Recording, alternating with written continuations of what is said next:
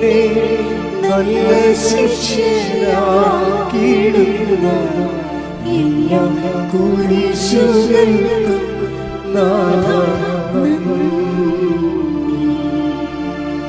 എന്നെ നിത്യതയോടടുപ്പിക്കുന്ന എല്ലാ അനുഭവങ്ങൾക്കും നന്ദി. എന്നെ നല്ല ശിഷ്യനാക്കിയിടുന്ന എല്ലാ കുരിശുകൾക്കും പലപ്പോഴും സംഭവിക്കുന്നത് ഈ നിത്യത ഒരാളിന് ഉറപ്പാക്കി കഴിഞ്ഞാൽ ദൈവം ഇൻസ്റ്റാൾമെൻറ്റിൻ്റെ ഓരോ ഘട്ടങ്ങൾ നമ്മളിൽ നിന്ന് സ്വീകരിക്കാൻ തുടങ്ങാം. ഇപ്പം നമ്മുടെ ഭാഗത്തു നിന്ന് കർത്താവ് നമ്മുടെ നിത്യത ഉറപ്പാക്കി കഴിഞ്ഞാൽ പിന്നീട് നമ്മളിൽ നിന്ന് ഈ ആദ്യം അഡ്വാൻസിൽ നമ്മൾ ചെയ്യണത്, പിന്നെ അതിൻ്റെ പൂർണ്ണമായ വിലയുടെ ഘട്ടം ഘട്ടമായി നമ്മൾക്ക് ഇന്ന് സ്വീകരിക്കും. എല്ലാവർക്കും എങ്ങനെയാണെന്ന് അറിയത്തില്ല, ഒത്തിരി പേർക്ക് അങ്ങനെയാണ്. അതുകൊണ്ട് തന്നെ ഇതിനെക്കുറിച്ച് നമുക്ക് അന്തർജ്ഞാനം ഉണ്ടെങ്കിൽ നമുക്ക് സംഭവിക്കുന്ന ക്ലേശങ്ങളെക്കുറിച്ച് നമുക്ക് സന്തോഷമാണ് ഉണ്ടാകേണ്ടത്. കാര്യം ദൈവം സൃഷ്ടിച്ചപ്പോൾ പറഞ്ഞത് എല്ലാ നല്ലതാണെന്നാണ് പറഞ്ഞത്. അപ്പോൾ മോശം ഒന്നും ഇല്ലെന്നർത്ഥം. ഇപ്പം എല്ലാം നല്ലതാണെന്ന് ഇപ്പം ഒന്ന് ഉൽപ്പത്തി എടുത്തേ, 1:31 എടുത്തേ. സ്തുതിയുടെ ഹല്ലേലൂയ ഹല്ലേലൂയ ഹല്ലേലൂയ ഹല്ലേലൂയ യേശുവേ നന്ദി, യേശുവേ സ്തുതി. ഹല്ലേലൂയ. ഉൽപ്പത്തി 1:31 താൻ സൃഷ്ടിച്ചതെല്ലാം വളരെ നന്നായിരിക്കുന്നുവെന്ന് ദൈവം കണ്ടു. അപ്പോൾ ഇതൊരു ആദ്യമേ തന്നെ ഈ സ്റ്റേറ്റ്മെൻ്റ് ഇങ്ങനെ പ്രഖ്യാപിക്കും, ഇത് നിങ്ങൾ മോശമെന്നൊന്നും പറയരുതെന്ന് പറയും. ഇപ്പം നമ്മൾ ക്രിസ്തുവിനെ മാറ്റി നിർത്തി കഴിഞ്ഞാൽ ലോകത്ത് നല്ലതുകൊണ്ട് മോശമുണ്ട്. മോശം എന്ന് പറഞ്ഞതെന്ന് വെച്ച് കഴിഞ്ഞാൽ ഇപ്പം അതിനാൽ ദൈവം അത്യധികം ഉയർത്തി, അങ്ങനെ വാക്കില്ലേ? അതിനാൽ ദൈവം അവനെ അത്യധികം ഉയർത്തി. അപ്പം ദൈവം അവനെ അത്യധികം ഉയർത്തി എന്ന് പറഞ്ഞാൽ പോരെ, പിന്നെ എന്തിനാ പറയണത്? അപ്പം അതിൻ്റെ കാരണം ഉണ്ടെന്നർത്ഥം. കാരണം ഉണ്ടെന്നല്ല എൻ്റെ അർത്ഥം. അല്ലേ, നമ്മൾ ഫിലിപ്പിയർ 2:6 വായിക്കുമ്പോൾ വായിച്ചത് ദൈവത്തിന്റെ രൂപത്തിലായിരുന്നെങ്കിലും അവൻ ദൈവവുമായുള്ള സമാനത നിലനിർത്തേണ്ട ഒരു കാര്യമായി പരിഗണിച്ചില്ല. തന്നെ തന്നെ ശൂന്യനാക്കിക്കൊണ്ട് ദാസന്റെ രൂപം സ്വീകരിച്ച് മനുഷ്യരുടെ സാദൃശ്യത്തിൽ ആയിത്തീർന്ന് ആകൃതിയിൽ മനുഷ്യനെ പോലെ കാണപ്പെട്ടു. മരണം വരെ അതേ കുരിശു മരണം വരെ അനുസരണമുള്ളവനായി തന്നെ തന്നെ താഴ്ത്തി. ആകയാൽ ദൈവം അവനെ അത്യധികം ഉയർത്തി എല്ലാ നാമങ്ങൾക്കും ഉപരിയായ നാമം നൽകുകയും ചെയ്തു. ആകയാൽ എന്നുള്ള വാക്കിനാണ് പ്രാധാന്യം അവിടെ. ഈ ആഴ്ചയിൽ ഈശോ സംസാരിച്ചൊരു വാക്കാണ് ഈ ആകയാൽ. ഡെയിലി ബെഡിൽ ചിലപ്പോൾ ഞങ്ങൾ കേൾക്കും അത്. ആകയാൽ അതിനകത്ത് എന്തുമാത്രം വചനങ്ങളുണ്ട്, അതിൻ്റെ ആ ലിങ്കിനാണ് പ്രാധാന്യം. ആകയാൽ ദൈവം അവനെ അത്യധികം ഉയർത്തി. അപ്പം ദൈവം ഉയർത്താൻ വേണ്ടി ആകയാൽ എന്താണെന്നാണ്, എന്തുകൊണ്ടാണ് ഉയർത്തിയത്? ഒരു കാരണമുണ്ട്. തന്നെ താഴ്ത്തി, അതാണ് അവൻ തന്നെ താഴ്ത്തി. ഇപ്പം നമ്മൾക്ക് വരുന്ന ഈ പ്രൊമോഷൻ ആൻഡ് ഡീപ്രൊമോഷൻ, ഈ ഡീപ്രൊമോഷൻ എന്നും പറഞ്ഞൊരു സ്റ്റാറ്റസ് ശരിക്കും പറഞ്ഞാൽ ഇല്ല, ബൈബിളിലില്ല. പ്രോസസ് ഓഫ് പ്രൊമോഷനാണ് ഉള്ളത്. ഡീപ്രൊമോഷൻ എന്ന് വെച്ച് കഴിഞ്ഞാൽ നമ്മൾ താത്തിക്കെട്ടുക എന്നും പറഞ്ഞ് ഒരു സംഭവം ബൈബിളിലില്ല. ഉയർത്തിക്കെട്ടാൻ വേണ്ടിയുള്ള നടപടിക്രമത്തിൻ്റെ ഭാഗമാണ് അത് താഴ്ത്തിക്കെട്ടുക എന്നുള്ളത്. ചെറുപ്പം മനസ്സിലായില്ലേ?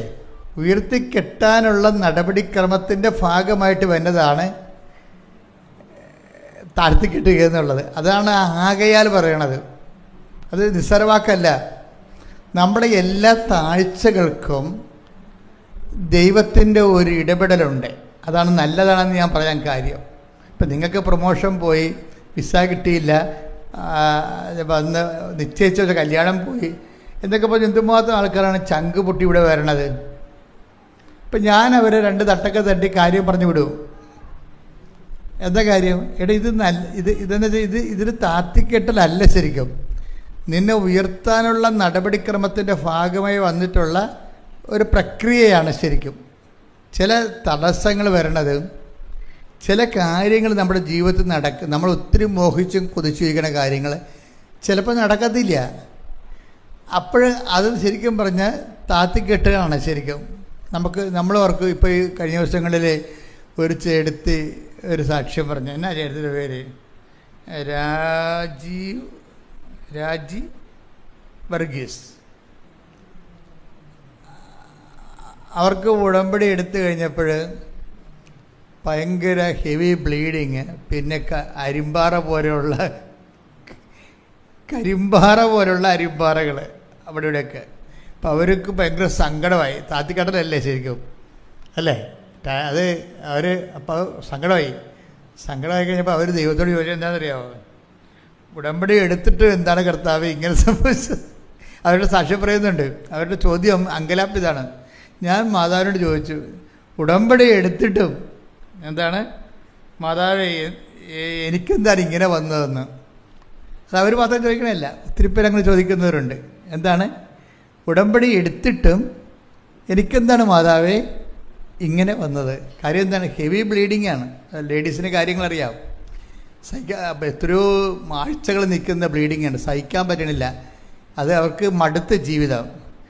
എന്നാൽ അവർ സഹിക്കിട്ട് ദൈവത്തോട് ചോദിക്കുന്നതാണ്, ഉടമ്പടി എടുത്തിട്ടും എനിക്കെന്താണ് കർത്താവേ മാതാവേ ഇങ്ങനെയെന്ന് പറയും. അപ്പോൾ അവൾ മടുത്ത്.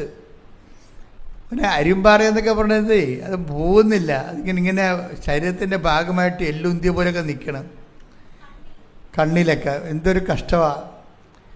പക്ഷെ ഇവരുടെ ഒരു ഫെർവൻസ് എന്ന് പറയണത് ഇങ്ങനെ താത്തിക്കെട്ടണ പോലെ അവർക്ക് തോന്നും. ഉടമ്പടി എടുത്തിട്ടും അവർക്ക് ഇങ്ങനെ ഓരോ പ്രശ്നങ്ങളാണല്ലോ. പക്ഷെ ഇവർക്കുള്ളൊരു ഗുണം, ഇവർ ഇത്രയും വരുന്ന ഇങ്ങനെയൊക്കെ ദൈവത്തോട് പറയുന്നുണ്ടെങ്കിലും അവിടെ ഉടമ്പടി പ്രയോഗങ്ങളിൽ ഭയങ്കര സ്പിരിറ്റഡാണവർ. അതാണ് അതിൻ്റെ രസം. ഇത് അവർ പത്രം കൊടുക്കുന്നതിലും അതുപോലെ തന്നെ ആതുര സേവനങ്ങൾ ചെയ്യുന്നതിലുമൊക്കെ ജനങ്ങളെ ഉടമ്പടിയെക്കുറിച്ച് പറയണതും അവരെ ഉടമ്പടി എടുപ്പിക്കാൻ വേണ്ടി അവരുടെ കൂടെ കൃപാസനത്തിൽ എത്തണതും, ഇവർ ആ കാര്യങ്ങൾക്ക് ഇങ്ങനെ ദൈവത്തോട് അങ്കലാപ്പൊക്കെ പറയുന്നുണ്ടെങ്കിലും പ്രവർത്തനത്തിൽ അവർ കുറച്ചുകൂടി മുമ്പത്തെക്കാളും മെച്ചമായി. അത് വസ്തുതൊരു നല്ല നടപടിക്രമമാണെന്ന് തോന്നണേ. കാര്യം നമുക്ക് ഫലത്തിൽ ഉടമ്പടി എടുക്കുമ്പോൾ ഇതുപോലെയുള്ള ടെസ്റ്റിംഗ് കേസൊക്കെ വരുമ്പോൾ ചില ആൾക്കാർ അത് ഇട്ട് കളയും. ഉടമ്പടി എടുത്തതിനേക്കാൾ ഇപ്പോൾ മുമ്പ് എടുക്കണതിന് മുമ്പ് ഇതിനേക്കാൾ കുറച്ച് സമാധാനം ഉണ്ടായിരുന്നു, ഇപ്പോൾ എടുത്തപ്പോൾ പിന്നെ സമാധാനം പോയില്ല എന്ന് പറയും. അപ്പം അതുകൊണ്ട് ചില ആൾക്കാർ അതിൻ്റെ അടുത്ത് മങ്ങി അവർ പിന്നെ അത് സ്റ്റോപ്പാക്കി വരും. അപ്പം ഈ ചേടത്തി അങ്ങനെയല്ല.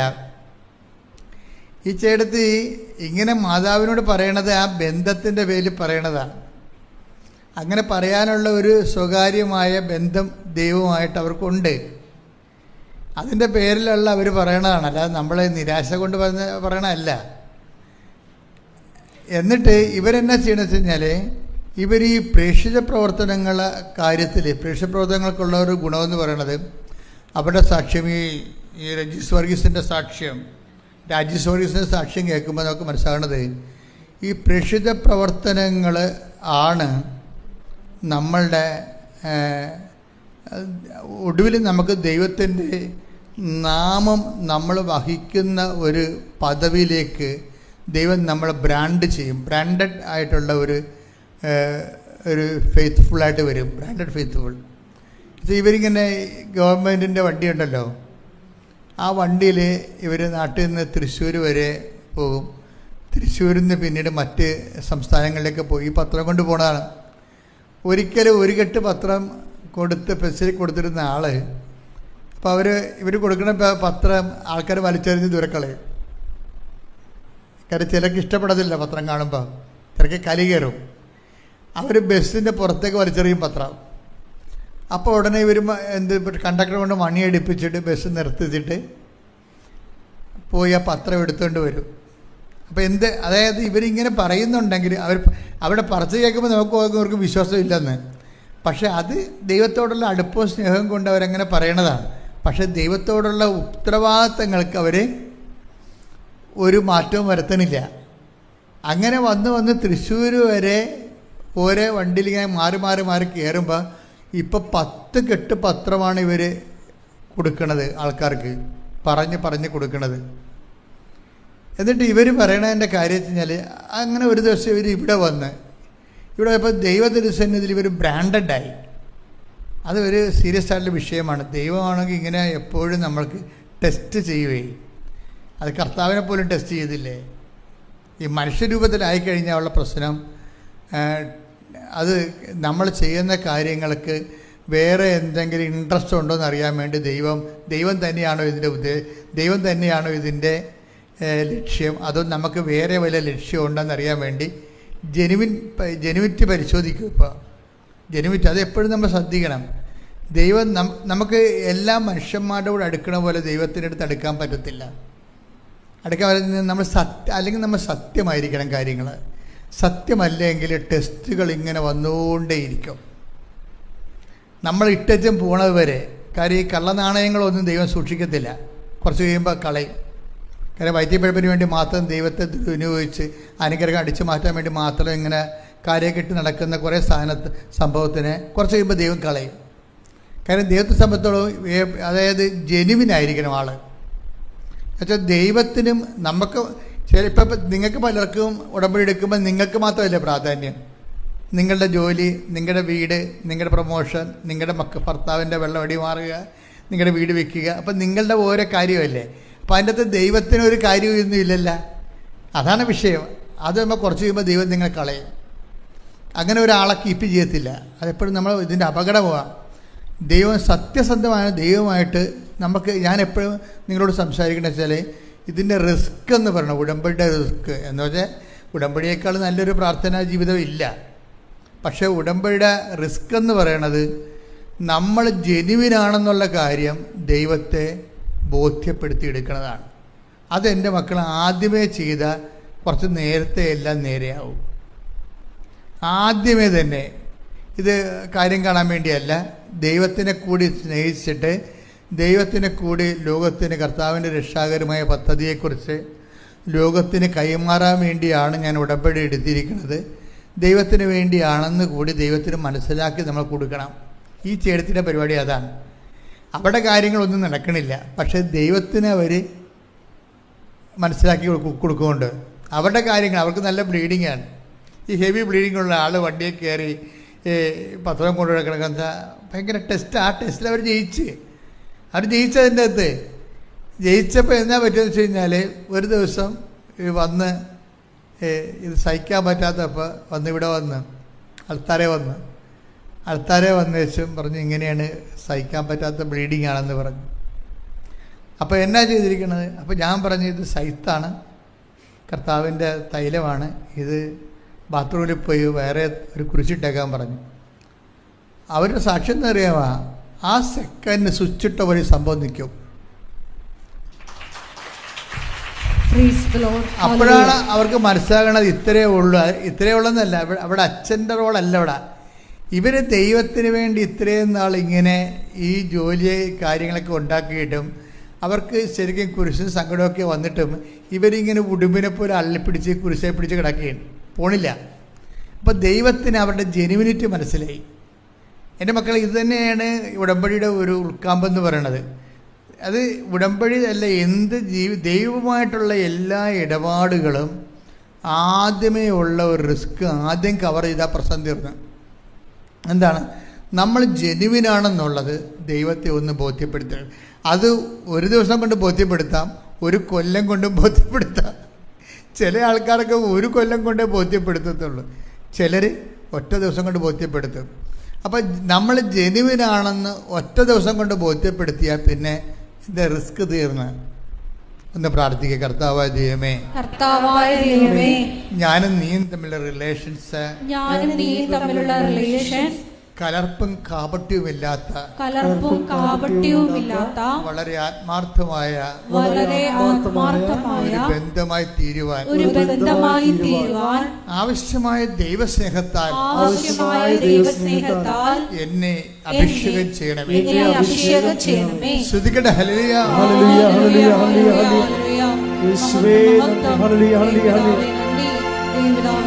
അപ്പൊ എന്താ അച്ഛനിലൂടെ ഇപ്പൊ ഈശോ പറഞ്ഞുകൊണ്ടിരിക്കുന്നത്? ഈ ജെനുവിനിറ്റി തെളിയിക്കണം. ജെനുവിനിറ്റി എന്ന് പറയുന്നത് എന്താണ്? നിങ്ങൾ ഈ വിഷയത്തിൽ ആത്മാർത്ഥമാണ്, സത്യസന്ധമാണ്, വിശ്വസ്തമാണെന്ന് ചിലർ ഒരു കൊല്ലം കൊണ്ട് തെളിയിക്കും, ചിലർ ഒരു ദിവസം കൊണ്ട് തെളിയിക്കും. എത്രയും നേരത്തെ തെളിയിച്ചാൽ അത്രയും നമുക്ക് പിടിപാടാണ്. ഇപ്പം ഇവർ തൊടുമ്പ ആ കല്ല് പോലെ ഉന്തി എല്ല് പോലെ നിന്നിരിക്കുന്ന സാധനം തൊടുമ്പം തെറിച്ചു പോവുകയാണ്. ഇപ്പം ഇല്ല, ആ അരുമ്പാറയെല്ലാം പോയി, അവരുടെ എവറിത്തിങ് പോയി. അപ്പം ദൈവത്തിന് ഇതൊക്കെ മാറ്റാൻ സെക്കൻഡുകൾ മതി. നമുക്കിങ്ങനെ ഒരിക്കലും മാറത്തില്ല എന്ന് വിചാരിച്ചാൽ ഇവർ നിലവിളിച്ച കണ്ടില്ലേ? ഇവിടെ നിലവിളി ഇവിടെ കിടക്കണേ. ദൈവം ഇപ്പം ഒന്ന് മനസ്സ് വെച്ചപ്പോൾ സെക്കൻഡുകൾക്കുള്ളിൽ എല്ലാം മാറി. ഇതുപോലെ എൻ്റെ മക്കളെ, നിങ്ങളുടെ കാര്യം ഇതുപോലെ തന്നെയാണ്. ദൈവം ഒന്ന് മനസ്സ് വെച്ചാൽ മതി, സെക്കൻഡുകൾക്കുള്ളിൽ വിഷയമെല്ലാം മാറും. പക്ഷെ ദൈവം മനസ്സ് വെക്കാത്ത കാര്യം നിങ്ങൾ മനസ്സ് വെക്കാത്ത കൊണ്ടാണ്. എന്താണ്? നിങ്ങൾ ഇതൊരു ഷോർട്ട് ടൈം ബിസിനസ്സായിട്ട് എടുത്തിരിക്കുകയാണ്. അതൊരു അപകടമാണ് ഉടമ്പടിയുടെ. ഷോർട്ട് ടൈം അഫെയർ എന്ന് വെച്ച് കഴിഞ്ഞാൽ, ഇപ്പോൾ കഴിഞ്ഞ ദിവസം ചേട്ടൻ ഒരു കാര്യം പറഞ്ഞില്ലേ, എനിക്ക് ഭയങ്കര ബുദ്ധിമുട്ടായിരുന്നു, പക്ഷെ ഞാൻ വിചാരിച്ചു കുഴപ്പമില്ല, ആ പടം 90 ദിവസം എടുത്താൽ മതിയല്ല, 90 ദിവസം എടുത്താൽ മതിയല്ല. ഷോർട്ട് ടൈമാണ്. ദൈവമായിട്ട് നിങ്ങൾക്കറിയാമല്ലോ, ദൈവമായിട്ട് ഒരിക്കലും ഷോർട്ട് ടൈം അഫെയർ സാധ്യമല്ല. ഏത് പൊട്ടനെയാണ് മനസ്സിലാകാത്തത്? ഏത് പൊട്ടനെയാണ് മനസ്സിലാക്കുക? ദൈവവുമായിട്ട് നമ്മൾക്ക് ഒരു വ്യക്തിയുമായിട്ടോ അല്ലെങ്കിൽ നിങ്ങളൊരു ചിട്ടി കമ്പനിയുമായിട്ട്, ആ ചിട്ടി വട്ടവെത്തണ വരെ ഉള്ള സമയമാണ് അവർ നമ്മളായിട്ട് ബന്ധമുള്ളത്, അല്ലേ? അത്രയേ ഉള്ളൂ. പക്ഷെ ദൈവമായിട്ട് അങ്ങനെ ഒരു ഷോർട്ട് ടൈം പരിപാടി നടക്കത്തില്ല. ഇതാദ്യമേ കയറി മനസ്സിലാക്കണം.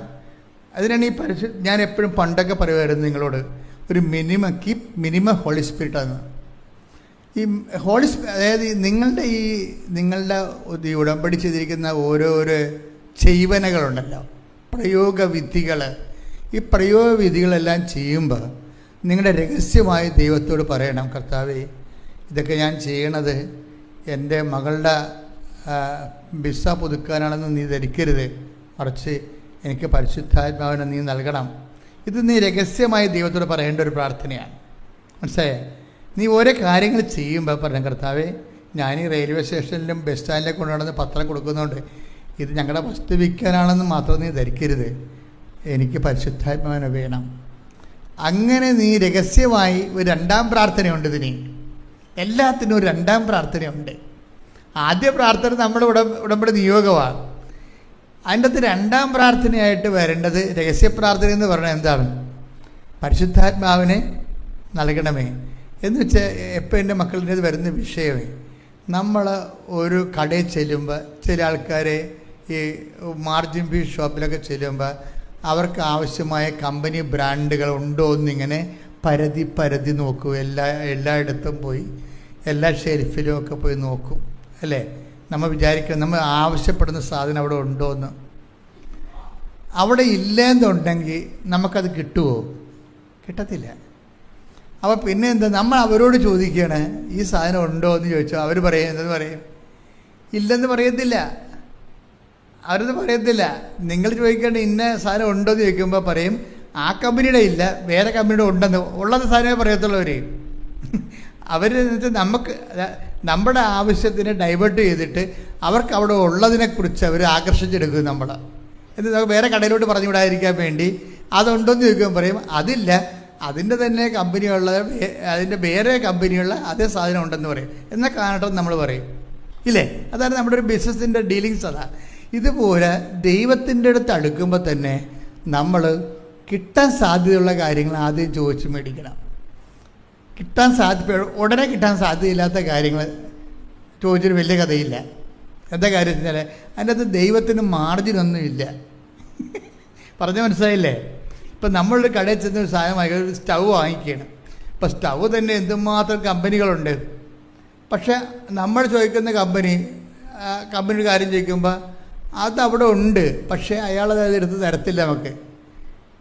അവർ വേറെ കമ്പനി എടുത്ത് കാര്യം ഇത് വിറ്റാലേക്ക് 10% മാർജിനേ ഉള്ളൂ. അയാൾ നമുക്ക് പ്രപ്പോസ് ചെയ്യുന്ന സാധനം വിറ്റ് കഴിഞ്ഞാൽ അയാൾക്ക് 50% മാർജിനുണ്ട്. ക്ലിയർ അല്ലേ? കമ്പനി പറഞ്ഞതാണ്. അത് ചിലപ്പോൾ നിങ്ങൾ ആവശ്യപ്പെടുന്ന സാധനം ഇവിടെ ഇല്ല, ആ സ്റ്റൗ ഇല്ല, ആ കമ്പനിയുടെ സ്റ്റൗ ഇവിടെ ഇല്ല. പക്ഷേ ഇവിടെ ഉള്ളത് അതിനേക്കാൾ മെച്ചമാണെന്ന് പറഞ്ഞിട്ട് അത് നമുക്ക് അടിച്ചേൽപ്പിക്കും. പക്ഷേ എന്താണ് അത് 50% അയാൾക്ക് അതിൻ്റെ അകത്ത് മാർജിനുള്ളതാണ്. ദൈവത്തിന് പ്രയോജനമുള്ള കാര്യങ്ങൾ നമ്മൾ ദൈവത്തോട് ചോദിക്കണം. യേശുക്രിസ്തു ക്രൂശിക്കപ്പെട്ടത് എന്തിനാണ് ക്രൂശിക്കപ്പെട്ടത്? പാപത്തിന് പരിഹാരമാകാൻ, നമ്മൾ വീണ്ടെടുക്കാൻ. എന്തിനാണ് വീണ്ടെടുത്തിട്ട് എങ്ങനെയാണ് ക്രിസ്തുവിൻ്റെ വചനമനുസരിച്ച് നമ്മൾ ജീവിക്കണത്? പരിശുദ്ധാത്മാവ് നിറഞ്ഞാൽ മാത്രമേ വചനാധിഷ്ഠിതമായി ജീവിക്കാൻ പറ്റത്തുള്ളൂ. അപ്പം നമ്മൾ പരിശുദ്ധാത്മാവിനാണ് ചോദിക്കണമെന്നുണ്ടെങ്കിൽ അതിന് ദൈവത്തിന് നല്ല മാർജിനുള്ള കാരണം നമുക്കത് ദൈവം ഉടനെ എടുത്ത് പ്രപ്പോസ് ചെയ്യും. നമ്മൾ മകളുടെ കാര്യവും മകളെ കെട്ടിക്കണ കാര്യവും രണ്ടാമത് കെട്ടിയ പെണ്ണ് ഇട്ടച്ചും പോയിട്ട് വേറെ ഒരാളെ കെട്ടാൻ വേണ്ടിയൊക്കെയാണ് ദൈവത്തോട് ചോദിക്കണത്. അതിനകത്ത് ദൈവത്തിനൊരു മാർജിനൊന്നുമില്ല. കാര്യം നിങ്ങളുടെ മകളല്ലേ, അത് ഉപേക്ഷിച്ച് അവൾ തന്നെ. ഞാൻ കഴിഞ്ഞ ദിവസം ഒരു പെങ്കൊച്ച് ഇവിടെ വന്നപ്പോൾ ഞാൻ അവളോട് ചോദിച്ചേ ഈ മെനയെന്ന്. അപ്പോൾ അവളുടെ സങ്കടം എന്ന് പറയണത് നോക്കിയപ്പോൾ 44 വയസ്സായി. ഇപ്പോൾ അവളുടെ രണ്ടാമത്തെ കല്യാണത്തിന് ഒക്കണം, അതാണ് സംഭവം. അപ്പോൾ ആദ്യം അവൾ എഴുതിയിരിക്കണത് അതല്ല എഴുതിയിരിക്കണത്. ഞാൻ ചോദിച്ചപ്പോഴാണ് അത് അവൾ പറയണത്. അവിടെ എഴുതിയിരിക്കണമെന്ന് വെച്ച് കഴിഞ്ഞാൽ ഇവൾ ഉപേക്ഷിച്ച് കളഞ്ഞ ആളെ തിരിച്ചു കിട്ടാനാണ് എഴുതിയിരിക്കണത് അതിൻ്റെ അകത്ത്. അപ്പോൾ അത് ഞാൻ വായിച്ചപ്പോൾ ഞാൻ ചോദിച്ച് നീയല്ലേ ഉപേക്ഷിച്ചത്? അപ്പോൾ അവൾ പറഞ്ഞു അവൾ തലാട്ടി അവളാണ് ഉപേക്ഷിച്ചത്. ഇപ്പം എന്ത് പറയണേ? അന്നത്തെ ഒരു രക്തത്തിളപ്പിന് വേണ്ടി വാശിയും വൈരാഗ്യവും മത്സരവും കാണിച്ച് ഉപേക്ഷിച്ചതാണ്. ഇപ്പം അപ്പയും മരിച്ച് അവളെ തങ്ങിക്കൊണ്ടിരുന്ന ആങ്ങളെ കെട്ടി, ആങ്ങളക്ക് പിള്ളേരൊക്കെ കഴിയപ്പോൾ ഇവളെ അവിടെ നിന്ന് വെണ്ടച്ചിറക്കാക്കി മാറ്റി. അമ്മയും ചത്ത്, ഇവളെ സപ്പോർട്ട് ചെയ്ത് അപ്പനും ചത്ത്. ഇപ്പം ആരുണ്ട്? ആരുമില്ല. അതാണ് എൻ്റെ വിഷയം എന്നത്. പെൺപിള്ളേർക്കൊക്കെ എല്ലാവർക്കും ഈ അബദ്ധം വരുന്നുണ്ട്. പിന്നെ നിങ്ങൾ ഓർക്കും എനിക്ക് ജോലി ഉണ്ടല്ലോ എന്ന് പറയും. എൻ്റെ കാര്യം നോക്കാൻ എനിക്കറിയാമെന്ന് പറയും. നിങ്ങൾക്കത് ഇപ്പോഴത്തെ ചൂടിനങ്ങനെ പറയണതാണ്. ഒരാളെ കിട്ടിയ വഴക്കി എടുക്കണമായിരിക്കും എപ്പോഴും ബുദ്ധിപൂർവ്വം എന്ന് പറയണത്. അത് പെണ്ണായാലും ആണായാലും നിങ്ങളതിനെ പെട്ടെന്ന് നമുക്കെടുത്ത് കളയാൻ തോന്നും. പക്ഷേ ഇത് ലോങ് ടേം ഓഫർ. ഞാൻ 21 ലക്ഷം ആൾക്കാരെ കൗൺസിൽ ചെയ്തിട്ടാണ് ഇത് പറയണത്. നിങ്ങൾ ഒരാളല്ലേ കെട്ടിയുള്ളൂ. ഞാൻ 21 ലക്ഷം ആൾക്കാരെ കൗൺസിൽ ചെയ്തിട്ടാണ് ഇത് പറയണത്. ഒരാളെ കിട്ടിയാൽ വലിയ കുഴപ്പമില്ലെന്നുണ്ടെങ്കിൽ കുറച്ച് പ്രാർത്ഥിച്ചും അതുപോലെ തന്നെ കുറച്ച് സഹിച്ചും ഒക്കെ കൊണ്ടുപോകുന്നതാണ് എപ്പോഴും ബുദ്ധി എന്ന് പറയണത്. കാര്യം എനിക്ക് കഴിഞ്ഞ ദിവസങ്ങളിൽ ഒരു അമ്മ വന്ന്, അപ്പം അമ്മയുടെ മകൾ 3 കെട്ടി, മൂന്നാമത്തെ ഇതിനെ ഉപേക്ഷിച്ചിരിക്കുകയാണ്. അപ്പം ചില ആൾക്കാർ ഈ കലാപരിപാടി തുടങ്ങിക്കഴിഞ്ഞാൽ പിന്നെ ഇതിങ്ങനെ റെക്കീപ്റ്റ് ചെയ്തുകൊണ്ടിരിക്കും. എന്നാൽ ഈ മാതാപിതാക്കന്മാർക്ക് മനസ്സിലാകണം നിങ്ങളുടെ മകളുടെ കയ്യിലാണ് കുഴപ്പമിരിക്കണമെന്ന്. അവളല്ലേ അന്നത്തെ. പക്ഷേ എന്തായാലും അവർ കടിച്ചാൽ പിടിച്ചതെന്ന് പറഞ്ഞ് ഈ മകളുടെ കൂടെ നിൽക്കത്തുള്ളൂ. പല മാതാപിതാക്കന്മാർ ഞാൻ അത്ഭുതപ്പെട്ടു പോയിട്ടുണ്ട് എൻ്റെ ജീവിതത്തിലെ, ഈ കൗൺസിലിംഗ് ജീവിതത്തിലെ. അതായത് ഇവൾ തന്നെയാണ് ഈ മാതാപിതാക്കന്മാർ ഈ മക്കളെ ഈ ഭർത്താവിനെ എല്ലാം ഇട്ടിട്ട് 2 ആഴ്ച കഴിയുമ്പോൾ വീട്ടിൽ വന്ന് നിൽക്കുന്നതും 2 കൊല്ലം കഴിയുമ്പോൾ വീട്ടിൽ വന്ന് നിൽക്കും. പക്ഷേ എന്നാലും ഈ മാതാപിതാക്കന്മാർ ഇവളുടെ കൂടെ തന്നെ നിൽക്കുകയും ചെയ്യും. ഇപ്പം പല കുടുംബങ്ങളിലും ഇങ്ങനെ ഇതിൻ്റെ പിന്നിൽ ഭിന്നിച്ച് ജീവിക്കുന്നതിൻ്റെ പിന്നിലെല്ലാം മാതാപിതാക്കന്മാർ വിചാരിച്ച സെറ്റ് ചെയ്തെടുക്കുക. ഒരു 30% സെറ്റ് ചെയ്യാൻ പറ്റും. ബാക്കി എന്ത് മാത്രമാണെന്ന് എനിക്കറിയാം. 30% മാതാപിതാക്കന്മാരാണ് ഇവർക്ക് സപ്പോർട്ട് ചെയ്ത് പിടിച്ച് നിർത്തിയിരിക്കുന്നത്. കാര്യം ഇവളുടെ കയ്യിൽ ഒരു തുറുപ്പുണ്ട്. എന്താ സാധനം? നിങ്ങളെന്നെ തള്ളിക്കളയുകയാണെങ്കിൽ ഞാൻ ആത്മഹത്യ ചെയ്യുമെന്ന് പറയും. അവളൊന്നും ആത്മഹത്യ ചെയ്യാൻ പോണില്ല. പക്ഷെ എന്നാൽ ഇത് പറഞ്ഞ് അങ്ങനെ വീട്ടിൽ തന്നെ ഉറച്ചു നിൽക്കും. ഈ ആൾ ഉടമ്പടിയുമായിട്ട് എന്തുമാത്രം യോജിച്ചു പോകുമെന്ന് അറിയത്തില്ല. കാര്യം വെച്ച് കഴിഞ്ഞാൽ ദൈവത്തോട് നീ ഒരു കാലത്ത് ചെയ്ത ഉടമ്പടി നീ തന്നെ നിൻ്റെ തന്നിഷ്ടം തോന്നിവാസവും തണ്ട് രോഗവും, പച്ചമലയാളത്തിൽ പറഞ്ഞാൽ തണ്ട് രോഗം കൊണ്ട് നീ ഉടച്ചു കളഞ്ഞാണ് ഉടമ്പടി. അത് നീ തിരിച്ചെടുക്കാൻ വേണ്ടി നിൻ്റെ കയ്യിൽ നിന്നാണ് മിസ്റ്റേക്ക് എങ്കിൽ അത് നീ മനസ്സിലാക്കിയിട്ട് അത് തിരിച്ച് വന്ന് ആ ഉടമ്പടി റെക്ടിഫൈ ചെയ്യാൻ വേണ്ടി നോക്കണം. കാര്യം വെച്ച് കഴിഞ്ഞാൽ ഒത്തിരി ആൺപിള്ളേർ ഇങ്ങനെ ഭ്രാന്തന്മാരായിട്ട് നടക്കുന്നുണ്ട്, ഒത്തിരി ആൺപിള്ളേർ. പക്ഷേ പെൺപിള്ളേർക്ക് പലപ്പോഴും ഞാൻ കണ്ടിരിക്കുന്നത്, നിങ്ങളെ പെൺപിള്ളേർ എന്നെ കുറ്റം പറയുകയൊന്നും ചെയ്യരുത്, ഞാൻ ദിവസം കാണുന്ന ഒരു കാഴ്ചയാണ്. പെൺപിള്ളേർ പലപ്പോഴും സാഡിസ്റ്റുകളാണ്. സാഡിസ്റ്റ് എന്ന് പറഞ്ഞു വെച്ച് കഴിഞ്ഞാൽ മറ്റുള്ളവർ ദുഃഖിക്കുന്നതിൽ അവർക്കൊരു വിഷമമില്ല. അത് ഞാൻ പലപ്പോഴും കണ്ടിട്ടുള്ള സത്യമാണ്. അവർ വിഷമിക്കുന്നവർ മറ്റുള്ളവർ അങ്ങനെ തന്നെ വേണം, ഒന്നും ചെയ്തില്ലേ, എന്താണ്ടി അയാൾ ചെയ്തത്, അത് പറയുമ്പോൾ ബബബ ജപജപയൊക്കെ പറയും. പക്ഷേ ഉള്ളിൽ സാഡിസം സൂക്ഷിച്ചുകൊണ്ടാണ്. എന്താ ക്രൂര വിനോദം പോലെയാണ്. ചില ആൾക്കാർക്ക് ക്രൂര വിനോദം പോലെയാണ് മറ്റുള്ളവർ സങ്കടപ്പെട്ട് കാണുന്നതൊക്കെ. ഇങ്ങനെ ക്രൂര വിനോദക്കാർക്ക് ഉടമ്പടി എന്തുമാത്രം വർക്കൗട്ട് ചെയ്യുമെന്നറിയത്തില്ല. നിങ്ങൾ ക്രൂര വിനോദം മറ്റുള്ളവരുടെ സങ്കടങ്ങളിൽ വിഷമമുള്ളവരാണെങ്കിൽ കണ്ണുനീരോടെ കർത്താവിൻ്റെ മുമ്പ് കൈനീട്ടി. നിങ്ങൾക്ക് സമയം കുറവാണ്. കാര്യം ദൈവം ഒരു സമയം തരും. ഒരു 40-44 വയസ്സ് കഴിഞ്ഞാൽ പിന്നെ നിങ്ങളുടെ ദുരന്തം ആരംഭിക്കും. അതിന് മുമ്പ് നിങ്ങൾ പട്ടാങ്ങി പറഞ്ഞ് ഇതൊരു ഒത്തുതീർപ്പ് എത്തണമായിരിക്കും നിങ്ങൾക്ക് നല്ലത്. കാലം ഇങ്ങനെ മാറിക്കൊണ്ടേയിരിക്കും. ചില സമയത്ത് ദൈവം തന്നെ നമുക്ക് കാലത്തിലൂടെ പണി തരും. എന്താ കാര്യം വെച്ച് കഴിഞ്ഞാൽ ദൈവത്തെ സംബന്ധിച്ചിടത്തോളം എനിക്ക് മനസ്സിലായിരിക്കണത്, നമ്മൾ എത്ര സത്യസന്ധരാണെന്ന് പറഞ്ഞാലും എത്ര വിശ്വസ്തരാണെന്ന് പറഞ്ഞാലും ദൈവം പറയും ആ വിശ്വസ്തയാണ് കൊണ്ടേ പുട്ടുപുഴുങ്ങി തിന്നാൻ പറയും, എനിക്ക് ആവശ്യമില്ലെന്ന് പറയും. അതെന്താ അങ്ങനെ പറയണമെന്ന് വെച്ച് കഴിഞ്ഞാൽ വിശ്വസ്ത മോശമായിട്ടല്ല, ദൈവം പറയേണ്ട കാര്യം നീ ഇവിടെ എന്തെല്ലാം അഭ്യാസം കാണിച്ചാലും നീ ചിന്തിക്കേണ്ടതാണ് അവസ്ഥാനം നീ എൻ്റെ കൂടെ ഉണ്ടാകുമോ, അതാണ് പ്രശ്നം. നീ ഇവിടെ എങ്ങനെ ജീവിച്ചു എന്നുള്ള അല്ല വിഷയം, അവസാനം നീ എൻ്റെ കൂടെ ഉണ്ടാകുമോ, അതാണ് ദൈവം നോക്കണത്. അത് കാരണം എന്തു ചെയ്യും, കാലം ഇങ്ങനെ മാറ്റി തരും. ഒരേ കാലം തന്നെ തരത്തില്ല. നിങ്ങൾ ചിലപ്പോൾ നല്ല വിശ്വസ്തരായിരിക്കും, ചിലപ്പോൾ നിങ്ങൾ നല്ല സത്യസന്ധരായിരിക്കും. അപ്പം നിങ്ങൾ ചോദിക്കുകയോ ഞാൻ എന്തുമാത്രം ആൾക്കാർ എന്തുമാത്രം ദൈവത്തെ നിന്ദിച്ചും അതുപോലെ തന്നെ ദൈവത്തെ വേണ്ടാതെയും കള്ളത്തരും കരിഞ്ചന്തയും കള്ളനോട്ടും കഞ്ചാവും ഒക്കെ ഇട്ട് നടക്കണം. അവർക്കൊരു പ്രശ്നമില്ല.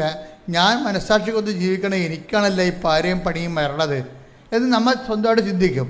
അതുകൊണ്ട് നീ ഇപ്പം നീ കഞ്ചാവും വലിക്കണില്ല, കള്ളത്തോടും കാണിക്കണില്ല, നിൻ്റെ പേര് പോലീസ് കേസും ഇല്ല, നീ ഒരു നല്ല ദൈവവൈദ്യരാണെങ്കിലും പക്ഷെ അതുകൊണ്ട് കഥയില്ല. കാലം ഇങ്ങനെ മാറിക്കൊണ്ടേയിരിക്കും. അതെപ്പോഴും നമ്മൾ ദൈവമായിട്ട് അടുക്കുമ്പോൾ കുറച്ച് കാര്യങ്ങൾ നമ്മൾ പഠിക്കണം, നല്ലതാണ്. എന്താണ്, എത്ര നമ്മൾ സത്യസന്ധരായാലും കർത്താവ് പറയും ഞാൻ ടൈം ചേഞ്ച് ചെയ്യും കേട്ടോ എന്ന് പറയും. ഞാൻ ടൈം ചേഞ്ച് ചെയ്യും. എന്തിനാണ്? നമ്മളെല്ലാം മറ്റുള്ളവരുടെ അവതാരത്തിനും ചക്കാത്തിലാണ് ഇങ്ങനെ ജീവിച്ചു പോണതേ. അപ്പം നമുക്കുള്ള വിശ്വാസം ചക്കാത്ത വിശ്വാസമല്ലേ? പലരുടെ ആൾക്കാരുടെയും വിശ്വാസം എന്ത് വിശ്വാസമാണ്? ചക്കാത്ത വിശ്വാസമാണ്. എന്ന് വെച്ച് കഴിഞ്ഞാൽ കണ്ടവൻ്റെത് കേട്ടിട്ട് അന്തരീക്ഷമാണ് അങ്ങനെ ചെയ്ത്, മാതാവ് ഇങ്ങനെ ചെയ്ത്, അതുപോലെ തന്നെ കൊച്ചുറേശ ഇങ്ങനെ ജീവിച്ച്, ഇങ്ങനെ തോമാശ്രീക അങ്ങനെ ചെയ്ത്, ഇങ്ങനെയൊക്കെ പറഞ്ഞിട്ട് ഇവിടേക്ക് നിന്ന് കിട്ടിയിട്ടുള്ള ഇരവ് മേടിച്ച് നടക്കുന്ന വിശ്വാസമാണ്. പണ്ടൊക്കെ ഇങ്ങനെ പാവപ്പെട്ടക്കാരൊരു കാലം ഉണ്ടായിരുന്നു കേരളത്തിന്. അന്നിങ്ങനെ വസ്ത്രം വരെ ഇരവ് മേടിക്കുമായിരുന്നു ആൾക്കാർ. ഇപ്പം അങ്ങനെ ഇരവൊന്നുമില്ല. പക്ഷേ ഇപ്പം വിശ്വാസം ഇരവുണ്ട്. ഇരവ് വിശ്വാസം എന്ന് വെച്ച് കഴിഞ്ഞാൽ നമുക്ക് 65 വയസ്സുണ്ട്, ഇപ്പോഴും വിശ്വാസം ഇരവ് മേടിച്ചതാണ്. വീട്ടിലേതും നാട്ടിലേതും വിശുദ്ധന്മാരുടേതും പള്ളിപ്രസംഗത്തിൽ നിന്ന് കിട്ടിയതാണ്. നമ്മൾക്ക് സ്വന്തമായിട്ട് വിശ്വാസം ഉണ്ടാക്കിയെടുത്തിട്ടില്ല. അതുകൊണ്ട് ദൈവം എന്തു ചെയ്യും? നിങ്ങൾ എത്ര പരിശുദ്ധരാണെന്ന് പറഞ്ഞാലും എത്ര വിശുദ്ധരാണെന്ന് പറഞ്ഞാലും ദൈവം നിങ്ങൾക്ക് കാലം മാറ്റി തരും. അതാണ് നടപടി പുസ്തകത്തിൻ്റെ 17:26 വായിച്ചേ. അപ്പോസ്തല പ്രവർത്തനങ്ങൾ 17:26. നോക്കിയേ, ഭൂമുഖം മുഴുവൻ ഏറ്റു പറഞ്ഞ ഭൂമുഖം മുഴുവൻ വ്യാപിച്ചു വസിക്കാൻ വേണ്ടി അവിടുന്ന് ഒരുവനിൽ നിന്ന് എല്ലാ ജനപദങ്ങളെയും സൃഷ്ടിച്ചു. അവർക്ക് വിഭിന്ന കാലങ്ങളും വാസഭൂമികളും നിശ്ചയിച്ചു കൊടുത്തു. എന്തൊക്കെയാണ് കൊടുത്തിരിക്കുന്നത്? ദൈവം നിശ്ചയിച്ച് കൽപ്പിതമായിട്ട് ദൈവം നിശ്ചയിച്ചാൽ നമ്മൾ ഓപ്ഷനല്ല, നമ്മൾ സെലക്ട് ചെയ്തതല്ല, സെലക്ഷൻ ഇല്ല. കാലത്തിന് സെലക്ഷൻ ഇല്ല. നമുക്കിപ്പോൾ നിങ്ങൾക്കിപ്പോൾ PDC കഴിഞ്ഞിട്ട് നിങ്ങൾക്ക് വേണമെങ്കിൽ ഗ്രൂപ്പുകൾ സെലക്ട് ചെയ്യാം. ചില കൊമേഴ്സ് എടുക്കും, ചില ആൾക്കാർ സയൻസ് എടുക്കും, ചില ആൾക്കാർ മാത്തമാറ്റിക്സ് എടുക്കും, ചില ആൾക്കാർ ലാംഗ്വേജ് എടുക്കും. നമുക്ക് PDC കഴിഞ്ഞാൽ നമുക്ക് ഡിഗ്രിക്ക് നമുക്ക് ഓപ്ഷനുണ്ട്, സെലക്ട് ചെയ്യാം. പക്ഷേ ബൈബിളിൽ കാലത്തിന് ഓപ്ഷനില്ല, സെലക്ഷനില്ല. അത് അലോട്ട്മെൻറ്റാണ്. അതുകൊണ്ട് നിങ്ങളുടെ വിശുദ്ധിയും അലോട്ട്മെൻറ്റും തമ്മിൽ ബന്ധമില്ല. പറയുന്നത് മനസ്സിലാകുന്നുണ്ടോ? ദൈവത്തിൻ്റെ കരുത്തേക്ക് കയറാതിരിക്കാൻ വേണ്ടി പറഞ്ഞാണ് ഞാൻ ഇതൊക്കെ. നിങ്ങൾ വിശുദ്ധമായിട്ട് ജീവിച്ചിട്ട് നിങ്ങൾക്ക് ക്ലേശങ്ങൾ വരുമ്പോൾ ഈ ചെടുത്തിനെ പോലെ നിങ്ങൾ പറയും, എന്താ ചെടുത്തി എന്താ പറഞ്ഞത്? ഉടമ്പടി എടുത്തിട്ട് എന്തിനാണ് മാതാവേ എനിക്കിങ്ങനെയെന്ന് ചോദിക്കണില്ലേ? അതായത് അങ്ങനെയുള്ള ചോദ്യത്തിന് പ്രസക്തിയില്ല. നിങ്ങൾ എത്ര വൃത്തിയും പേരായിട്ട് ജീവിച്ചാലും ശരി, ദൈവം കാലത്തിന് നമുക്ക് ദൈവം സെലക്ട് ചെയ്ത് തരണതാണ്. ചിലപ്പോൾ കണ്ണീരിൻ്റെ കാലമായിരിക്കും, ചിലപ്പോൾ നിങ്ങൾ പരിത്തപ്പെടുന്ന ഒരു കാലമായിരിക്കും, ചിലപ്പോൾ സന്തോഷത്തിൻ്റെ കാലമായിരിക്കും. അതെന്തിനാണ് ഇങ്ങനെ കാലം ഇങ്ങനെ ചേഞ്ച് ചെയ്ത് കാലത്തിന് ഓപ്ഷൻ ഇല്ലാത്ത എന്തുകൊണ്ടാണ്? നിങ്ങൾ എല്ലാവരും വിചാരിച്ചിരിക്കണം എന്താണെന്നറിയാമോ? നമ്മൾ ദൈവത്തിനൊക്കെ അറിഞ്ഞ് മാന്യം മര്യാദക്ക് സുവിശേഷമായിട്ട് ജീവിച്ചാൽ നമുക്ക് പുലിവാലൊന്നും ഉണ്ടാകത്തില്ല, സമാധാനത്തിൽ ജീവിക്കാൻ പറ്റും. എനിക്ക് തോന്നിയിട്ടില്ല, സത്യമായിട്ട് തോന്നിയിട്ടില്ല. നിങ്ങൾ അങ്ങനെ ഒരു മണ്ടത്തരമായിട്ട് പോകണ്ടെന്ന് മുന്നോട്ട് പോകണ്ടെന്ന് എൻ്റെ അഭിപ്രായം. അതായത് നിങ്ങളെ വിശുദ്ധി കീപ്പ് ചെയ്യുന്നതിൻ്റെ ഉദ്ദേശം ഇവിടെ വലിയ സമാധാനമായിട്ട് ജീവിക്കാനാണ്, സുരക്ഷിതമായിട്ട് ജീവിക്കാനാണ്. പട്ടി കടിക്കരുത്, പാമ്പ് കടിക്കരുത്, ഇടിവെട്ട് കൊള്ളരുത്. അതിനു വേണ്ടിയുള്ളൊരു മിനിമം പ്രോഗ്രാമായിട്ടാണ് നിങ്ങളുടെ വിശുദ്ധിയെ നിങ്ങൾ സംരക്ഷിക്കണമെങ്കിൽ ഐ ഡോണ്ട് തിങ്ക് സോ. എനിക്ക് തോന്നണില്ല. നിങ്ങൾ എത്ര വിശുദ്ധിയോട് ജീവിച്ചാലും അവറാച്ച പണി വരുന്നുണ്ട്. എന്താ കാര്യം? ദൈവത്തിന് ഒരു ലക്ഷ്യമുണ്ട്. അതെന്താ ലക്ഷ്യം എന്ന് വായിച്ചേ? അപ്പോസ്തല പ്രവർത്തനങ്ങൾ 17:27. അപ്പോസ്തല പ്രവർത്തനം 17:27. ഇത് അവർ ദൈവത്തെ അന്വേഷിക്കുന്നതിന്. എന്താണ് ഇത് പ്രശ്നം? അവിടുന്ന് ഓരോരുത്തർക്കും ഓരോ കാലവും വാസഭൂമിയുമാണ്. എന്ന് വെച്ച് കഴിഞ്ഞാൽ ടൈം ആൻഡ് സ്പേസ് ആണ്. ടൈം മാത്രമല്ല, സ്പേസും ഉണ്ട്, വാസഭൂമിയുണ്ട്. ഈവൻ്റ് ഒക്കെ ചെയ്യുന്നത് നമ്മുടെ കൺട്രോളിലല്ലെന്നാണ് ഈ പറയണത്. പല മനസ്സിലാകുന്നുണ്ടോ? ഒരു ഈവൻ്റ് എന്ന് പറയുന്നത് എന്താണ്? ഒരു സംഭവം. നമ്മുടെ ജീവിതം ഇങ്ങനെ സംഭവ ബഹുലമല്ലേ? സംഭവങ്ങളുടെ ശ്രേണിയാണല്ലോ ജീവിതം. അപ്പോൾ നമ്മുടെ ജീവിതത്തിലൊരു സംഭവം നടക്കുന്നത് not under our control. Event നമ്മുടെ കൺട്രോളിലല്ല. എന്താ കാര്യം? അവിടുന്ന് ഓരോരുത്തർക്കും ഓരോ കാലവും പാർപ്പിടവും കൽപ്പിച്ച് നൽകുന്നു. പാർപ്പിടം എന്താണ്? സ്പേസ്, വാസഭൂമി. അപ്പം ടൈമും സ്പേസും ആരാണ് അലോട്ട് ചെയ്യണത്? ദൈവമാണ്. എന്നിട്ട് അർത്ഥം എന്താണ്? ടൈമും സ്പേസിലുമാണ് ഈവൻ്റ് ഒക്കർ ചെയ്യണത്. ഓരോ സംഭവങ്ങൾ നടക്കുന്നത് നമ്മുടെ കൺട്രോളിലല്ലെന്നാണ് ഈ പറയണത്. പിടികിട്ടണുണ്ടോ? ഇത് മീൻസ് കൃത്യമായിട്ട് മനസ്സിലാക്കണം. അതായത് ഓരോ സംഭവങ്ങൾ ജീവിതത്തിൽ നടക്കുന്നത് നോട്ട് അവർ കൺട്രോൾ, നമ്മുടെ കൺട്രോളിലല്ല. ചിലത് നമ്മൾക്ക് കണ്ണി കൊള്ളാനുള്ളത്, പിരികത്ത് കൊള്ളാനുള്ളത്, കണ്ണി കൊള്ളാനുള്ള പിരികത്ത് കൊണ്ടൊക്കെ മാറ്റാൻ പറ്റും. ചിലത് ദൈവം മാറ്റത്തില്ല. അതിനാണ് നമ്മൾ കുരിശെന്ന് പറയണത്. മാറ്റുന്നതിനെ കുരിശെന്ന് പറയത്തില്ല, മാറ്റാത്തതിനെയാണ് കുരിശെന്ന് പറയണത്. ഈശോ ജീവിതത്തിൽ അഡ്രസ്സ് ചെയ്യണത് കുരിശാണ്. ഈശോയും പറയും, മക്കളെ കുറേ കാര്യം ദൈവത്തിന് മാറ്റാൻ പറ്റും, ചിലത് ദൈവം മാറ്റത്തില്ല. എന്താ കാര്യം? നിത്യതയെ കണ്ടുകൊണ്ട് വരണ സംഭവമാണ്. അതാണ് ഈശോ പറയും, എന്നെ അനുഗമിക്കാൻ ആഗ്രഹിക്കുന്നവൻ. Take the word of God. ശ്രുതിക്കട്ടെ ഹല്ലേലൂയ, ഹല്ലേലൂയ, ഹല്ലേലൂയ, ഹല്ലേലൂയ. യേശുവേ ആരാധന, ആരാധന,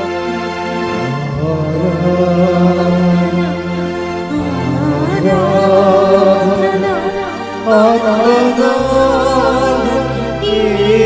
യേശുവേ.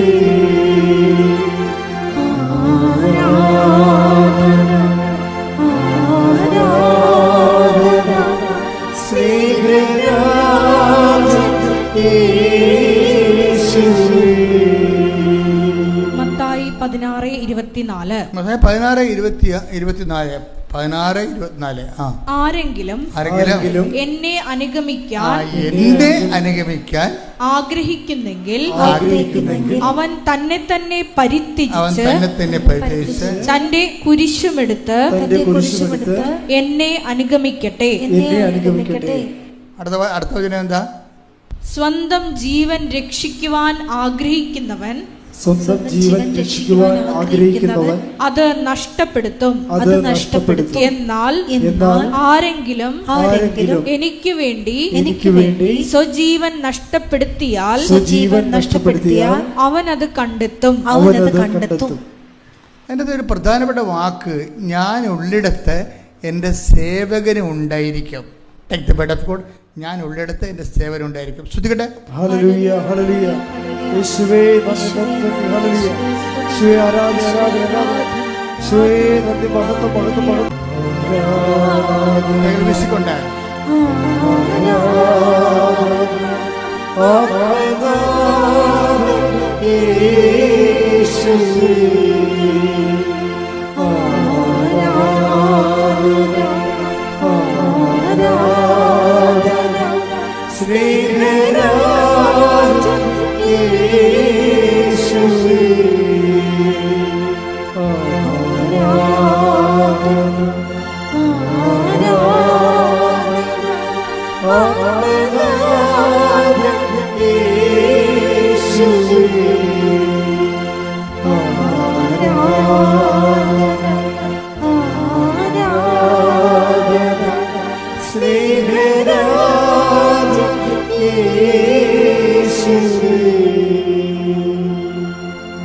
പുരുഷൻ്റെ വചനങ്ങൾ, ചില കാര്യങ്ങൾ നമ്മൾക്ക് ഈ കാലം നൽകുമ്പോൾ ദൈവമാണ് ഈ കാലവും ദേശവും നൽകുന്നത്, വസിപ്പിടങ്ങൾ നൽകുന്നത്. എന്ന് വെച്ച് കഴിഞ്ഞാൽ ഈവൻസ് നമ്മുടെ ജീവിതത്തിൽ സംഭവിക്കുന്നത്, ചില ഈവൻസ് നമുക്ക് മാറ്റാം, ചിലത് അലോഡഡ് മാറ്റാൻ പറ്റത്തില്ല. അതിനെയാണ് നമ്മൾ കുരിശെന്ന് വിളിക്കുന്നത്.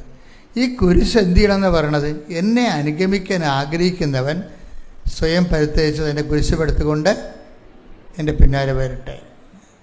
അതായത് ഈ ഭജന അവസാനിക്കുന്നത് ഞാൻ ഉള്ളിടത്ത് എൻ്റെ ഈ സേവകനും ഉണ്ടായിരിക്കും. ഇപ്പോൾ ഈ സ്വർഗാരോഹണ ദിവസത്തിൽ നമ്മൾ ചെന്ന് അവസാനിക്കുന്നത് നിത്യതയ്ക്ക് വേണ്ടിയേ ചില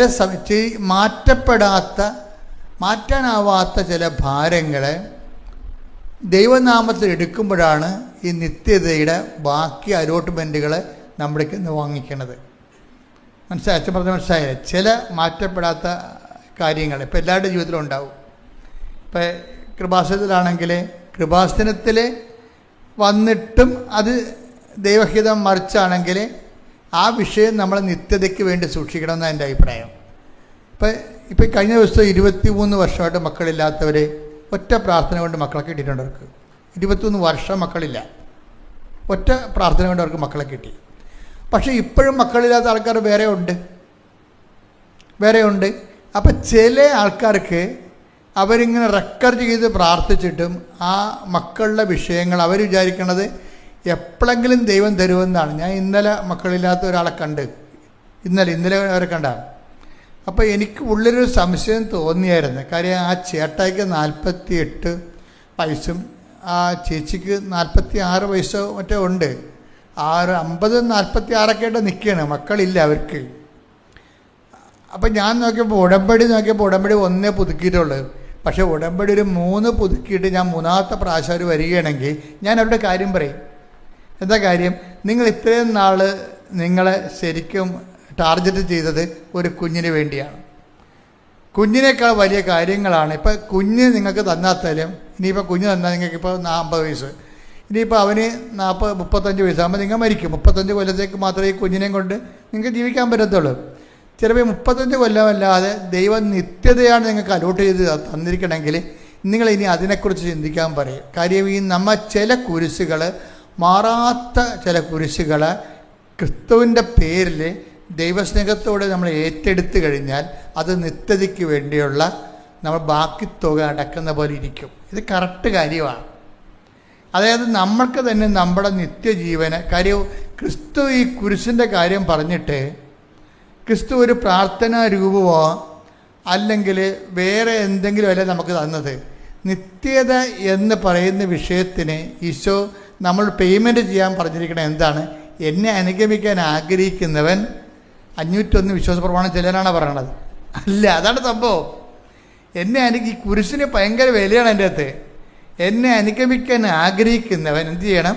സ്വയം എന്ന് പറഞ്ഞാൽ എന്താണ്? ഇപ്പോൾ ഇവർക്ക് 55 വയസ്സുകാരന് മക്കളില്ല. അപ്പം അവിടെ സ്വയം എന്ന് പറഞ്ഞാൽ എന്താണ്? ഒരു കുഞ്ഞ് ഉണ്ടാകണമെന്നുള്ള ആഗ്രഹമാണ് അവരുടെ സ്വയം.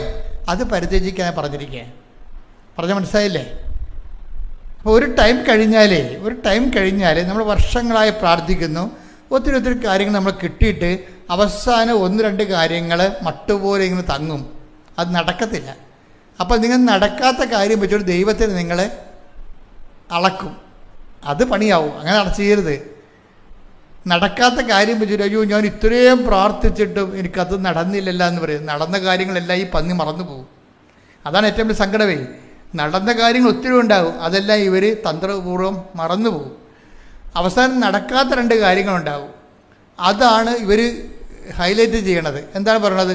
ഞാൻ ഇത്രയോ കണ്ട് പ്രാർത്ഥിച്ചിട്ടും എനിക്ക് അത് നടന്നില്ലല്ലോ എന്ന് പറഞ്ഞിട്ട് ദൈവത്തിനെ നിങ്ങൾ അണ്ടർ എസ്റ്റിമേറ്റ് ചെയ്യും. അത് ഭയങ്കര സീരിയസ് ആയിട്ടുള്ള വിഷയമാണ്. ഇങ്ങനെ ദൈവത്തിനെ അണ്ടർ എസ്റ്റിമേറ്റ് ചെയ്ത് കഴിഞ്ഞാൽ ഉണ്ടാകുന്ന കുഴപ്പം, അതോടുകൂടി ഉടമ്പടി 2 കണ്ടിക്കും. അതെപ്പോഴും നമ്മൾ ശ്രദ്ധിക്കണം. പിന്നെ ഒരു അറ്റം അതുകൊണ്ട് ജോഷുവ അതാണ് പറയണത്, നിങ്ങൾ ഭയപ്പെടരുത്. സംഖ്യ 14:9 നിങ്ങൾ കർത്താവിനോട് മറുതലിക്കരുത്. കണ്ടേ അതേ കിടക്കണ പരിപാടി. എന്താ സംഭവം എന്ന് പറഞ്ഞ് നിങ്ങൾ കർത്താവിനോട് മറുതലിക്കരുത്.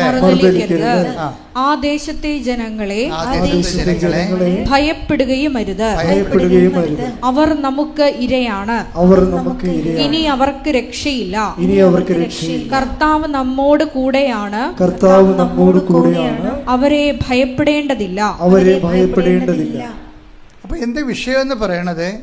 എപ്പോഴും നമ്മൾ ശ്രദ്ധിക്കേണ്ടത്, നമ്മൾ ഒരു വിഷയം അവസാനം നടക്കാത്ത കുറേ വർഷങ്ങൾ പ്രാർത്ഥിച്ചിട്ടും നമ്മുടെ ഒരു വയസ്സും കാലം ഒന്ന് കഴിഞ്ഞിട്ടും ഒരു വിഷയം നടന്നില്ലെങ്കിൽ ആ വിഷയത്തെ നിങ്ങൾ ഭയപ്പെടരുത്. അതില്ലല്ലോ എന്ന് വിചാരിച്ച് നിരാശപ്പെടരുത്. അത് കിട്ടിയില്ലല്ലോ എന്ന് വിചാരിച്ച് സങ്കടപ്പെടരുത്. എന്ത് ചെയ്യണം? അത് മാറ്റപ്പെടാത്ത വിഷയം കുരിശെന്ന് പറഞ്ഞ പോലെ കർത്താവിനെ അനുഗമിക്കുന്നതിന് വേണ്ടി നിത്യതയ്ക്ക് വേണ്ടിയുള്ള ഓഹരിയായിട്ട് നിങ്ങൾ റെമിറ്റ് ചെയ്യണം. കൈയടിച്ച് കർത്താവ് സ്തുതിക്കട്ടെ.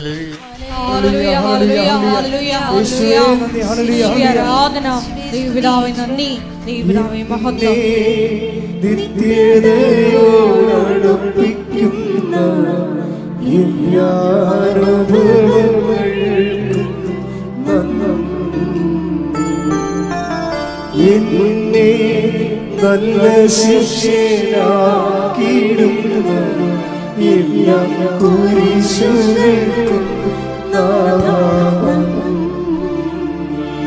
എല്ലാ ഓർമ്മകൾക്കും നാമം,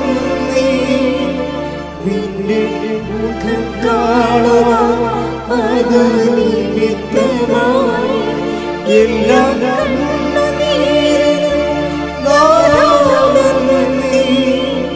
നിന്റെ സാന്നിധ്യമറിയാൻ ഇടയായി എന്നെ നിത്യതയോടടുപ്പിക്കുന്ന എല്ലാ അനുഭവങ്ങൾക്കും നന്ദി.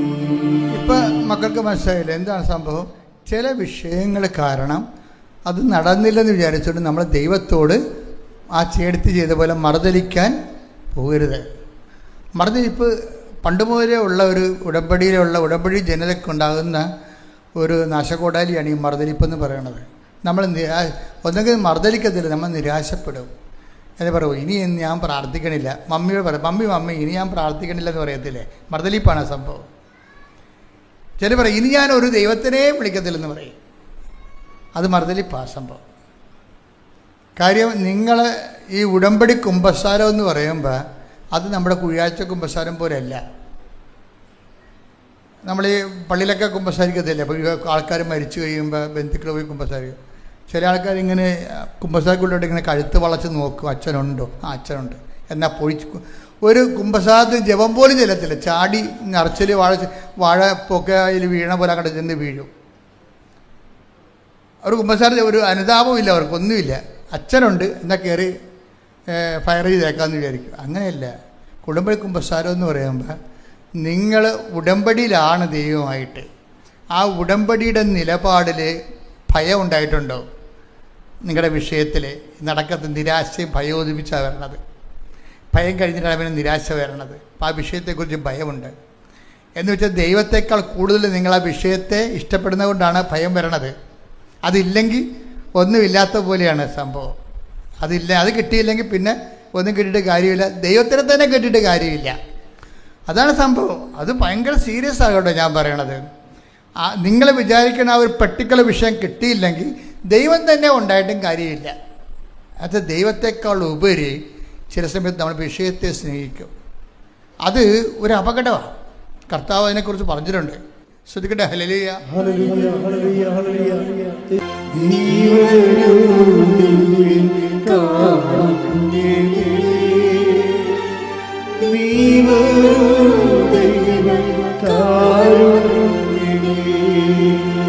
ജീവിതം നിന്റെ കാരുണ്യമേ, ജീവനേ നിന്റെ കാരുണ്യമേ, ജീവിതം നിന്റെ കാരുണ്യമേ, ജീവനേ നിന്റെ കാരുണ്യമേ. സ്തുതിച്ച് പ്രാർത്ഥിക്കാം. Hallelujah, hallelujah.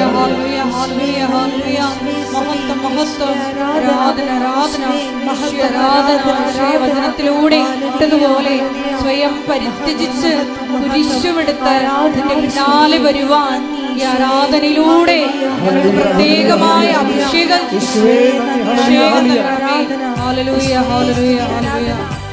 നിന്നെ അനുഗമിക്കുന്നിടത്ത് നിന്റെ ശുശ്രൂഷകനും ആയിരിക്കുമെന്ന് യോഹന്നാന്റെ സുവിശേഷം 12-ാം അധ്യായത്തിൽ ഞങ്ങളോട് അരുളി ചെയ്തിട്ടുള്ളതനുസരിച്ച് ഞങ്ങൾ പ്രാർത്ഥിക്കുന്നു.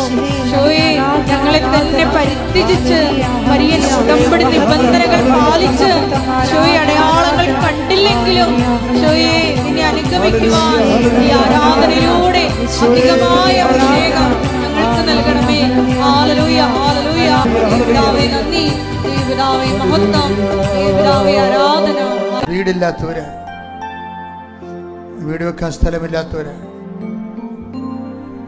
സ്ഥലം നിവർത്തി കിട്ടാൻ നിവൃത്തിയില്ലാത്തവര്, സ്ഥലം മാറ്റി കിട്ടാൻ പറ്റാത്തവര്, ഇന്റർവ്യൂവിന് ടെസ്റ്റിന് ഒരുങ്ങുന്നവര്, നടന്ന ഇന്റർവ്യൂ ടെസ്റ്റിന് റിസൾട്ട് പ്രതീക്ഷിക്കുന്നവര്, വിവാഹ തടസ്സങ്ങളിൽ വിഷമിക്കുന്നവര്, മക്കളില്ലാത്തവര്, പിരിഞ്ഞു താമസിക്കുന്ന വിവാഹിതര്, ഒരുമിച്ച് ജീവിക്കാൻ ആഗ്രഹിക്കുന്നവര്, വിദേശ ജോലിക്ക് വേണ്ടി ശ്രമിക്കുന്നവര്, വിദേശ ജോലിയുടെ വിസ കാലം കഴിഞ്ഞവര്, പുതുക്കി കിട്ടാത്തവര്,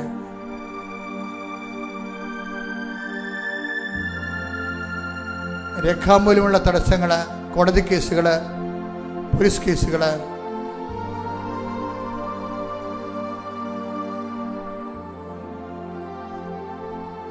എല്ലാ മേഖലകളും സമർപ്പിച്ചുകൊണ്ട് പ്രാർത്ഥിക്കട്ടെ.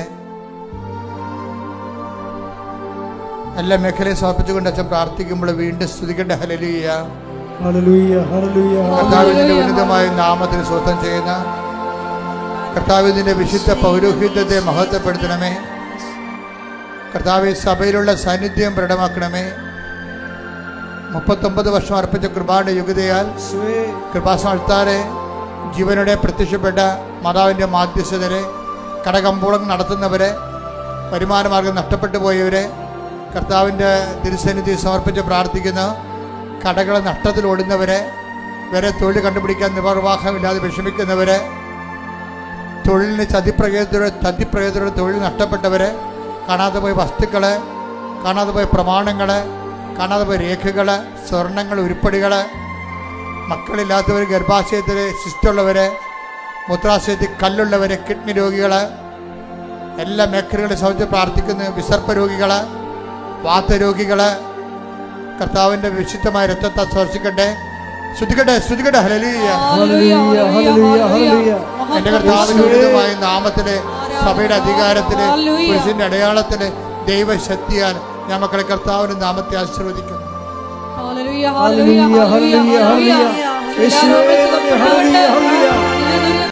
കർത്താവായ ദൈവമേ, അന്ധന് കാഴ്ച നൽകിയവനെ, ചെകിടന് കേൾവി നൽകിയവനെ, ഊമന് സംഭാഷണം നൽകിയവനെ, മഹോരോഗിയെ സുഖപ്പെടുത്തിയവനെ, സർവാരോഗ്യ സുഖപ്പെടുത്തിയവനെ, മരിച്ചവനെ ഉയർപ്പിച്ചവനെ, നിന്റെ തിരുനാമത്തിന് സ്തോത്രം ചെയ്യുന്ന കർത്താവേ, അങ്ങയുടെ തിരുമുറിവാർന്ന വലതുകരം ആണിപ്പഴുതാടുന്ന അത്ഭുതകരം ഓരോ മകന്റെ മേലും ഓരോ മകളുടെ മേലും കുഞ്ഞുങ്ങളുടെ മേലും വെക്കണമേ. അടിപ്പിണർ പോലെ, വൈരാഘാതം പോലെ ദൈവിക ശക്തി നിങ്ങളുടെ മസിലുകളിലേക്ക്, കോശങ്ങളിലേക്ക്, രക്ഷികളിലേക്ക്, നാടിഞരമ്പുകളിലേക്ക്, രോഗകോശങ്ങളിലേക്ക് ഇറങ്ങി വസിക്കട്ടെ, ഇറങ്ങി വസിക്കട്ടെ, ഇറങ്ങി വസിക്കട്ടെ. മാരക രോഗങ്ങൾ യേശുവിന്റെ നാമത്തിലെ മാറിപ്പോകട്ടെ. ഹല്ലേലൂയ ഹല്ലേലൂയ യേശുവേ നന്ദി. ഹല്ലേലൂയ ഹല്ലേലൂയ ഹല്ലേലൂയ ഹല്ലേലൂയ യേശുവേ.